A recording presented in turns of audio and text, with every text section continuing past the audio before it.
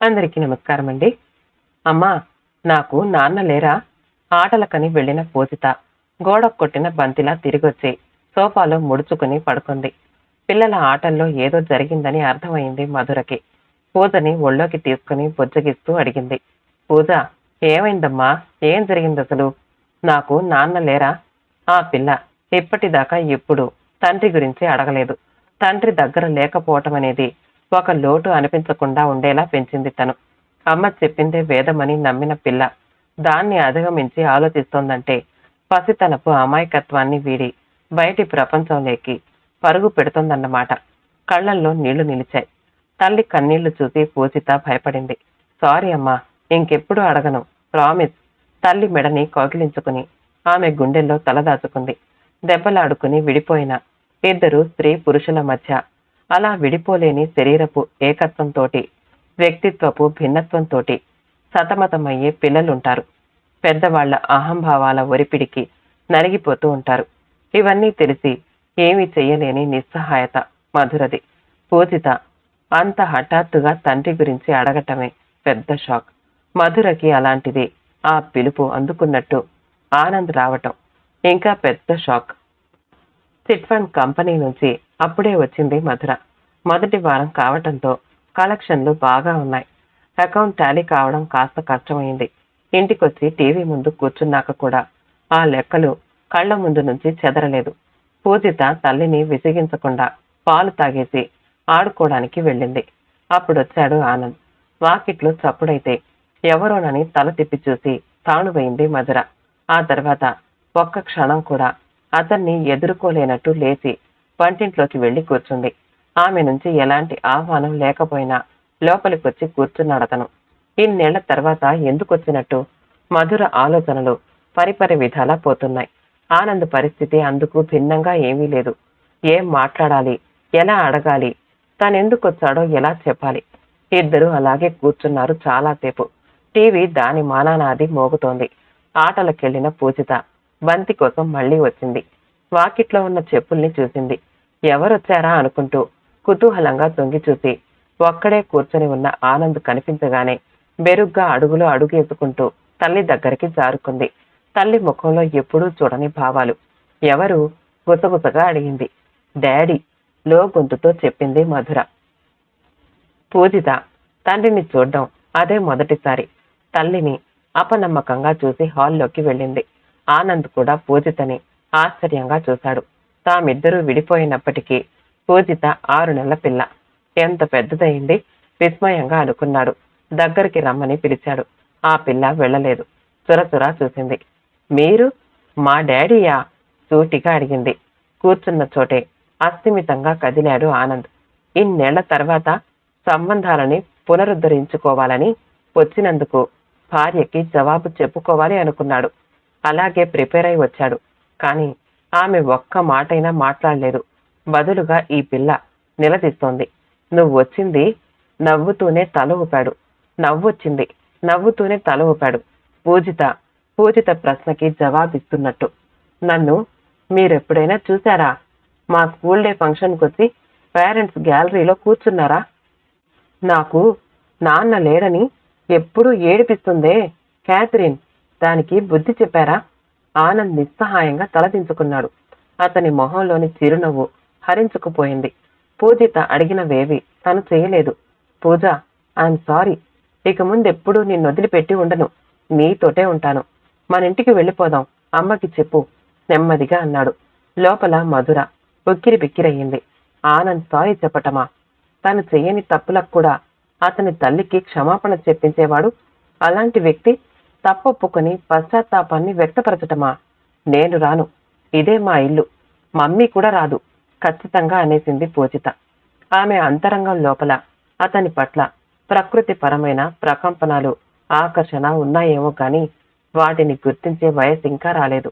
అందుకని అతని ఇంటికి వెళ్ళటం అంటే అయిష్టంగా అనిపించింది. సమస్యని నిమిషంలో పరిష్కారం చేసేసి మరో మాటకి అవకాశం ఇవ్వకుండా బంతి వెతుక్కుని మళ్లీ వెళ్లిపోయింది పూజిత. ఆనంద్ ముఖం పాలిపోయింది. అప్పుడొచ్చింది మధుర అతని సమక్షంలోకి. పూజిత మాటలు, పాలిపోయిన ఆనంద్ ముఖం ఆమె అహాన్ని చాలా సంతృప్తిపరిచాయి. కాని అంతలోనే ఆమె విచక్షణ మేలుకుంది. జీవితం అంటే ఆహాన్ని సంతృప్తి పరుచుకోవటం ఒక్కటే కాదు కదా.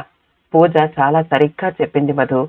అది అడుగులేస్తున్నప్పుడు నా గుండెల్ని పరవలేదు. స్కూలుకెళ్తున్నప్పుడు చిటికెన వేలు అందివ్వలేదు. నేను నీకు చేసిన అన్యాయం దాని మీద ప్రతిబింబించింది. కానీ ఒక్క విషయం, నేను చాలా మారిపోయాను. భార్యా పిల్లల కన్నా తల్లిదండ్రులు ఎక్కువ అనే భ్రమలో నుంచి బయటపడ్డాను. ఎవరి స్థానాలు వారివేనని గ్రహించాను. నువ్వు వెళ్ళిపోయాక నాలో ఏర్పడిన శూన్యం అంతకంతకీ విస్తరించి నన్ను నిలువున ఆవరించింది. దయచేసి నన్ను అర్థం చేసుకో. మళ్ళీ మనం కలిసుండటాన్ని ఈగో ఫ్యాక్టర్గా మార్చకు. పూజ చాలా అగ్రెసివ్ గా ఉంది.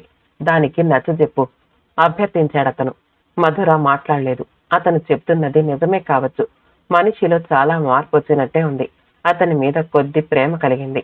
అది జాలితో కూడుకున్నది. మరి తను ఎన్నో ఆశలతో పెళ్లి చేసుకుని అవన్నీ కరిగిపోతూ ఉంటే నిలుపుకోవాలని ఆరాటపడి ఆఖరికి ఏమీ చెయ్యలేని నిస్సహాయతతో విరాగిలా బతుకుతున్న తను ఈ విధమైన జీవితానికి అలవాటు పడ్డాక మళ్ళీ కుటుంబ జీవితంలోకి అడుగు పెట్టగలదా? ఎక్కడో అయిష్టత, ఇంకెక్కడో భయం అన్నీ లోపల దాచుకుంది. టీ తాగి వెళుతురుగాని కూర్చోండి అంది. అతను లేవటం చూసి క్లుప్తంగా. దానికే ఎంతో సంతోషపడిపోయాడు ఆనంద్. బిగుసుకున్న ముడి కొద్దిగా వదులైనట్టు అనిపించింది. మధుర టీ కప్పులతో తిరిగొచ్చేసరికి అతను సోఫాలో కన్వీనియంట్ గా సెటిల్ అయ్యాడు. అతని ఎదురుగా కుర్చీలో కూర్చుంది మధుర. ఆమె దూరాన్ని చూపెట్టడాన్ని, తన పట్ల ఎలాంటి ఆతృతని ప్రకటించకపోవడాన్ని అతను గమనించకపోలేదు. ఒక మొక్కని పీకి పారేయటం క్షణాల్లో చేయగలిగే పని. అదే మొక్కని నాటి పెంచడం అంత తేలిక కాదు. తామిద్దరి మధ్య అనుబంధం కూడా అంతే. తుంచేసిన దాన్ని తిరిగి బ్రతికించాలి. అది ఒక్కసారిగా జరగదు. టైం పడుతుంది. సుదీర్ఘంగా నిశ్వసించాడు. ఇద్దరి మధ్యని ఎన్నో కబుర్లు దొల్లాయి. అతని తల్లిదండ్రుల గురించి, చెల్లెళ్ళు, తమ్ముడి గురించి అడిగి తెలుసుకుంది. ఇన్నేళ్లలో మీకు గాని మీ ఇంట్లో వాళ్ళకి గాని నేను పాప ఒక్కసారైనా గుర్తులేదా? గుర్తుకు రాలేదా? శుభకార్యాల్లో మీరు ఒంటరిగా తిరుగుతున్నప్పుడైనా అడిగింది. అతను తలదించుకున్నాడు. మధుర గుర్తొచ్చేది. కానీ ఆర్తితో కాదు. కాపురాన్ని వదిలికొని వెళ్లిపోయిన అమ్మాయిగా, అమ్మా నాన్నలతో కలిసి బాధ్యతలు పంచుకున్నప్పుడు వాళ్ళంతా నా వాళ్లే అనిపించేది. ఎక్కడి వాళ్ళు అక్కడికి వెళ్లిపోయాక తిరిగి చూసుకుంటే నాకంటూ ఎవరూ లేరు అనిపించింది. చాలా చిత్రంగా అమ్మా నాన్న కూడా పరాయిగానే అనిపించారు. అప్పుడు అర్థమైంది మధు వ్యక్తిగత జీవితానికి, కుటుంబ జీవితానికి గల తేడా. మరో పెళ్లి చేసుకోమంది అమ్మ. మధుర ముఖం ఎర్రబడింది. చేసుకోవలసింది అంది పదునుగా. మా అమ్మ అలా అనటంతోటే ఎక్కడ పొరపాటు జరిగిందో అర్థమైంది. నాకు వండి పెట్టి నా అవసరాలు తను చూడగలిగినంత కాలం, నేను కొన్ని బాధ్యతల్ని అందుకోవాల్సి ఉన్నంత కాలం నువ్వు నన్నెక్కడ వాళ్ల నుంచి వేరు చేస్తావోనని భయపడింది. నీ పట్ల వైరాన్ని పెంచుకుంది. అక్కడ నువ్వనే ఇంకెవ్వరు నీ స్థానంలో ఉన్నా అంతే. ఆవిడ వయసైపోయింది. విశ్రాంతి తీసుకోవాలి అనుకుంటోంది. కానీ నా అవసరాలు చూడాల్సిన బాధ్యత ఇంకా మిగిలుంది. ఇప్పుడు నాకు భార్య ఉంటే బాగుంటుంది అనిపించింది. అది నువ్వే కానక్కర్లేదు, ఎవరో ఒకరు. నాకు మాత్రం నువ్వే కావాలి. జరిగింది మర్చిపో.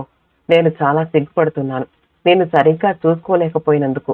మీ అమ్మగారిని ద్వేషించమని గాని, వేరు కాపురం పెడదామని గాని నేనెప్పుడూ మిమ్మల్ని అడగలేదు.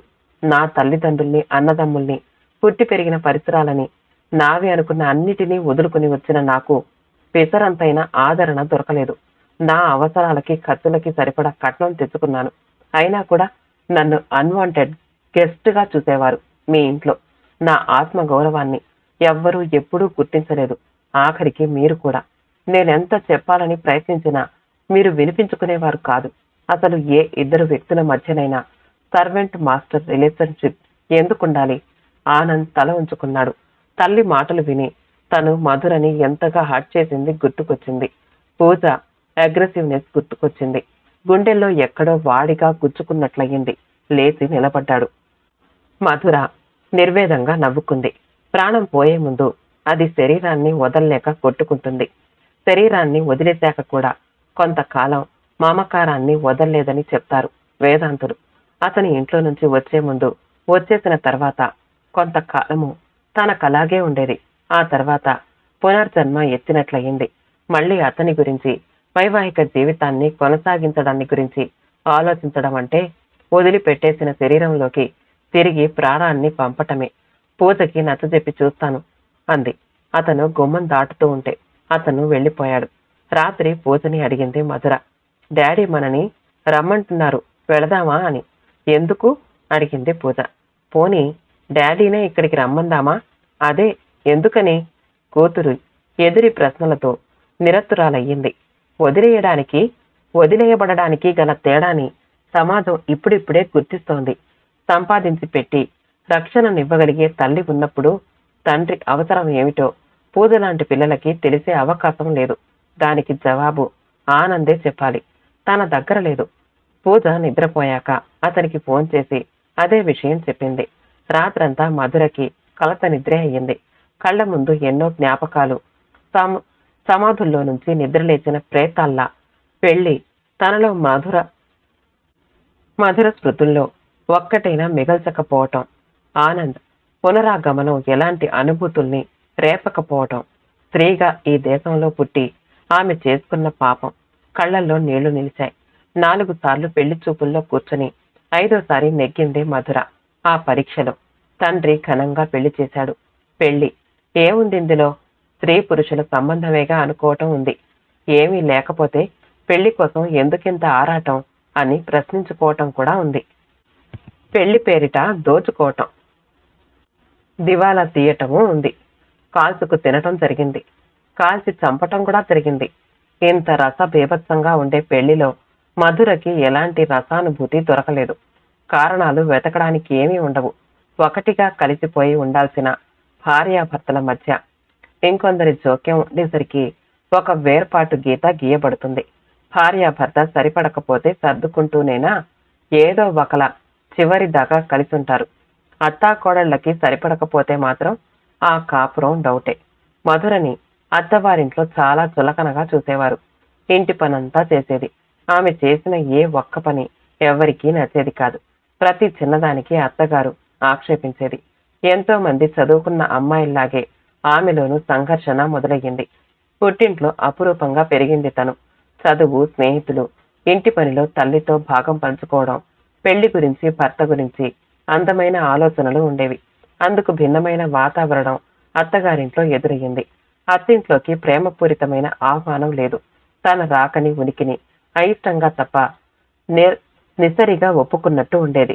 అందరికీ వంట చేయడం, 2 పూటలా స్నానం చేసి అందరూ విడిచిన బట్టల్ని ఉతకటం, ఇంకా మిగిలిన పనులు, ఆ పైన అత్తగారి కసుబుత్తులు పడటం. ఇవేనా కోడలిగా, ఆనంద్ భార్యగా తన బాధ్యతలు? 2.5 లక్షల కట్నమిచ్చాడు తండ్రి తనకి. అందులో 50,000 విలువ చేసే బంగారం పెట్టారు. 20,000 పట్టు చీరలకి ఇచ్చారు. మిగిలిన డబ్బంతా అత్తవారే తీసుకున్నారు. వాడుకున్నారేమో. తనది అంత డబ్బు వాళ్ల దగ్గర ఉన్నాక కూడా తాను వాళ్లకి బరువు అనిపించటం ఏమిటో అర్థమవ్వక ఇంకొంత అసంతృప్తి. ఈ రెండింటికన్నా ముఖ్యమైనది ఆనంద్కి ఆమెకి మధ్య పెద్దగా అనుబంధం ఏర్పడకపోవటం. ఆ దిశగా అతను ఎలాంటి ప్రయత్నం చేయకపోవటం. అతనితో ఏవో చెప్పబోయింది. అతను వినిపించుకోకుండా మా ఇంట్లో పెద్దవాళ్ళని గౌరవించడం, వాళ్ళు ఎలా చెప్తే అలా వినడం అలవాటు. ఈ 2 నువ్వు నేర్చుకుంటే మంచిది అనేశాడు. మీ అమ్మ మిమ్మల్ని అందరినీ చూస్తున్నట్టే నన్ను చూస్తోందా? గాయపడి అడిగింది మధుర. ఆమె అలా అడుగుతుందని అతను ఊహించలేదు. అతని వరకు అతనికి పెళ్లి ఒక బాధ్యత. తాను పెళ్లి చేసుకోవడం ద్వారా తండ్రికి ఆర్థికంగా కొంత వెసులుబాటు కలిగింది. అలాగే ఇంటి పనుల్లో తల్లికి ఆసరా దొరికింది. తన భౌతిక అవసరాలు కూడా తీరుతున్నాయి. అంతకు మించి మధుర పట్ల అతనికి ఏ ఫీలింగ్స్ లేవు. ఆమె మాటలకి కోపం వచ్చింది. ఆమెతో మాట్లాడడం మానేశాడు. తల్లికి ఆమె చేత సారీ చెప్పించగాని మళ్ళీ మాట్లాడలేదు. అప్పట్నుంచి మధురకి భర్త పట్ల చిన్నగా అసహ్యం మొదలయ్యింది. ఈ పరిస్థితుల్లో మధుర ప్రెగ్నెంట్ అయ్యింది. 5గురిని కని తన తొలి కాన్పు మధురానుభూతుల్ని కళావాహినిలో రాల్చేసిన ఆనంద్ తల్లికి అదేమంత గొప్ప విషయంలా అనిపించలేదు. మధురకి అదే పని, అదే దిగులు. పైనుండి తిండి సహించకపోవటం, విరక్తి లాంటిది ఏర్పడిపోయింది. 5వ నెలలోనూ 7వ నెలలోనూ ఆమెను తమ దగ్గరికి తీసుకెళ్లాలని మధుర తల్లిదండ్రులు చేసిన ప్రయత్నాలు సాగలేదు. 9వ నెలలో గాని ఆనంద్ వాళ్లు పంపలేదు. అప్పటికి పెళ్లి పేరిట ఒక అనవసరమైన బాధ్యతని తలకెత్తుకున్నారన్న భావన మధురలో బాగా బలపడిపోయింది. తల్లితో ఇవన్నీ చెప్పి బాధపడింది. ఆవిడ నిట్టూర్చి, కొత్త కోడలికి ఇవన్నీ తప్పవు మధు, మేమంతా అనుభవించిన వాళ్లమే కదా. పెళ్ళైన కొత్తల్లో కూర మాడిపోయిందని మీ మామ్మ గరిట కాల్చి వాత పెట్టింది అంది గుర్తు చేసుకుంటూ. మధురకి దిగ్భ్రాంతి కలిగింది. మరి నాన్నేమీ అనలేదా అని అడిగింది. ఇలాంటి విషయాలు మగవాళ్ల దాకా వెళ్లేవి కాదు. ఎందుకని ఆవిడలో అంత అసహనం? కారణాలు రెండు. మొదటిది వ్యక్తిత్వం అణచివేయబడటం, రెండోది అభద్రతా భావం. స్త్రీ అంటే వంటింటికి అంకితమై ఉండాలన్న భావం బాగా ఉండేది ఆ రోజుల్లో. మీ తాతకి మరీను. ఆవిడేదైనా చెప్పబోతే నీకేం తెలీదు, నోరు మూసుకుని పడుండు అని బాహాటంగా తిట్టేవారు. ఇకపోతే కోడలొచ్చి కొడుకుని కొంగుకి కట్టేసుకుని ఇంటి పెత్తనం చేతిలోకి తీసుకుని తనని ఆ వంటింటికి కూడా కాకుండా చేస్తుందనే భయం. ఈ విషయంలో తరాలు మారినా ధోరణులు మారలేదు. అలాంటప్పుడు ఎవరి దారిని వాళ్ళు వేరే ఉండొచ్చు కదమ్మా. కూతురి అంతర్గత భావం అర్థమైందావిడకి. వేరు కాపురానికి అతను ఒప్పుకుంటాడా అడిగింది. మధుర జవాబివ్వలేదు. తొందరపడకమ్మా, తప్పు నీలో కూడా ఉందేమో ఆలోచించు. అతనితో పాటు అతని వాళ్ళని నీ వాళ్ళు ఎన్నుకోవాలి మరి అందావిడ నచ్చ చెప్తున్నట్టు. అంతకన్నా ఏం చెప్పగలదు? ఏదైనా ఆనంద్ని బట్టి ఉంటుంది. మధురకి పాప పుట్టింది. ఆడపిల్ల పుట్టిందని అలిగి ఆనంద్ వైపు నుంచి చూడటానికి ఎవ్వరూ రాలేదు. ఆఖరికి ఆనంద్ కూడా. పాప పేరు మీద 25,000, అది ఆనంద్ మైనర్ గార్డియన్ గా వేస్తే వస్తామని చెప్పారు. బారసాలకి పిలవడానికి వెళ్లిన మధుర తల్లిదండ్రులతో. ఇదెక్కడి గొడవ? ఆడో మగో దేవుడు ఎవరినిస్తే వాళ్ళు. ఎవరైనా సొంత పిల్లలు. పుట్టిన పాపాయిని చూడ్డానికి ఇప్పటిదాకా ఎవ్వరూ రాలేదు. పైగా ఇదొకటా? పొట్టి డబ్బు మనుషుల్లా ఉన్నారే అంది మధుర తల్లి. మళ్ళీ గట్టిగా అనడానికి భయం. అసలే వాళ్ళంటే అయిష్టంగా ఉన్న మధుర ఆ అయిష్టాన్ని ఇంకా పెంచుకుంటుందేమోనని వాళ్ళడిగినట్టే డబ్బు పాప పేర వేసి బారసాల ఏర్పాట్లు చేశాడు మధుర తండ్రి. ఎవరికీ సంతోషంగా లేదు. బలవంతంగా తిరుగుతున్నారంతే. పెళ్లి చేసుకోవడానికి కట్నం తీసుకుని, కాపురం చేయడానికి కానుకలు తీసుకుని, కడుపు చేసి పురిటి ఖర్చులు మామగారి మీదకు నెట్టి 25,000 తీసుకుని గాని పాపాయికి పేరు పెట్టడానికి రాని ఆనంద్ని బారసాల పీటల మీద తన పక్కన కూర్చున్నప్పుడు తృణీకారంతో చూసింది మధుర. జాగ్రత్త మధు, వాళ్ళు మూర్ఖులని. నువ్వు మూర్ఖంగా ప్రవర్తించకు. ఎవరు ఏమనుకున్నా వేళకి భోజనం మానకు. కొంత ఓర్చుకుంటే పరిస్థితులు అవే దారిలో పడతాయి. స్త్రీ పురుషుల మధ్య ప్రేమలు ఇష్టాలు అనేవి కథల్లోనూ సినిమాల్లోనూ మాత్రమే కనిపించేవి. నిజ జీవితంలోని ఆకాంక్షలు కోరికలే వాటిల్లో ప్రతిబింబిస్తాయి. ఆ ఇంట్లో నిలదొక్కునే ప్రయత్నం చేయి. పాప మీ మధ్యన ఉంటుంది కాబట్టి అతను కూడా మారొచ్చు. 3వ నెలలో మధురని పంపిస్తూ చెప్పింది తల్లి. మధుర తన సాయాశక్తులా ప్రయత్నించి ఓడిపోయింది. సంస్కారికి సంస్కారంతోటి, కుసంస్కారంతోటి జవాబివ్వాలి. అందరాడపిల్లల్లా నోరు చేసుకుని దెబ్బలాడిన అడుగడుక్కి తను తెచ్చిన కట్న కానుకల్ని గుర్తు చేస్తూ అత్తవారిని కించపరచడమో, చీప్ ట్రిక్స్ తో ఆనంద్ని వశపరుచుకుని చూపుడు వేలి చుట్టూ తిప్పుకోవడమో చేసుంటే ఆమె అత్తింట్లో నిలదొక్కుని ఉండేది. అప్పటికి పూజితకి 6 నెలలు. పాపాయి అదనపు భారం కాగా అత్తింట్లో చాకిరికి దానికన్నా ఎక్కువగా నిరాదరణకి నలిగిపోయి అలిసి పుట్టెడు అనారోగ్యంతో పుట్టిల్లు చేరింది మధుర. ఇదెక్కడి రాక్షసత్వమే? కక్ష కట్టినట్టు చంటిపిల్ల తల్లి చేత అంత పని చేయించడం ఏమిటి? పని మనిషిని పెట్టుకునే తాహతు కూడా లేదా వాళ్ళకి? అంత గతి లేకున్నారా అని విలవిల్లాడింది తల్లి. అది నా ఇల్లు కాదు, అతనిది. అక్కడ నాకు స్థానం లేదు. మీకు నేను గుండెల కుంపటిని, మొయ్యలేని భారాన్ని కాబట్టి ఇంత డబ్బిచ్చి వదులుచుకున్నారు. పెళ్లి పేరుతో వాళ్ళింట్లో అడ్డమైన చాకరీ చేస్తే దయతెరచి ఇంత ముద్ద పడేస్తారు అంతే. అతని తల్లి అభిప్రాయం అది.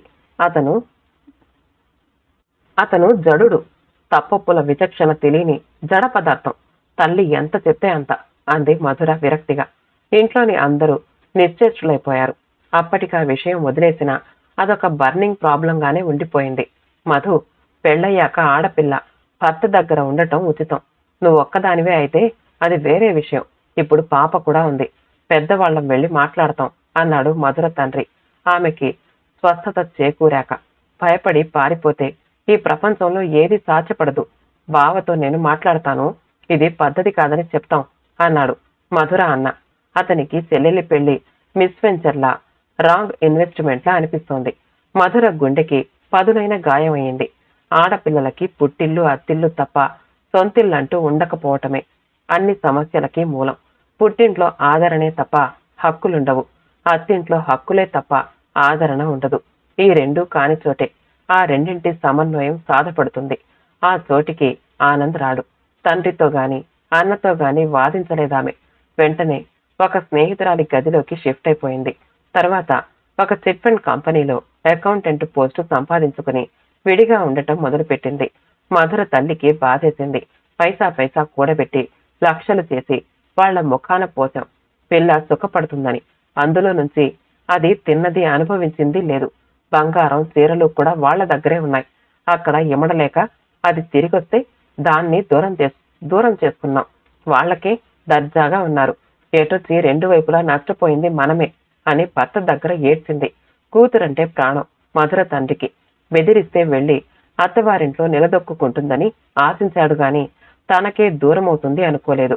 ఒక్కర్తి ఉంటూ ఉద్యోగం చేసుకుంటూ పాపని పోషించుకుంటూ ఆయనకి దుఃఖం కలిగింది. ఎప్పుడూ తన సరదాల కోసం ఖర్చు చేయని తను కూతురు సుఖపడుతుందని ఒక అపరిచితుడికి ఎంతో డబ్బిచ్చాడు. కాని ఆమెనతడు సుఖపెట్టలేదు.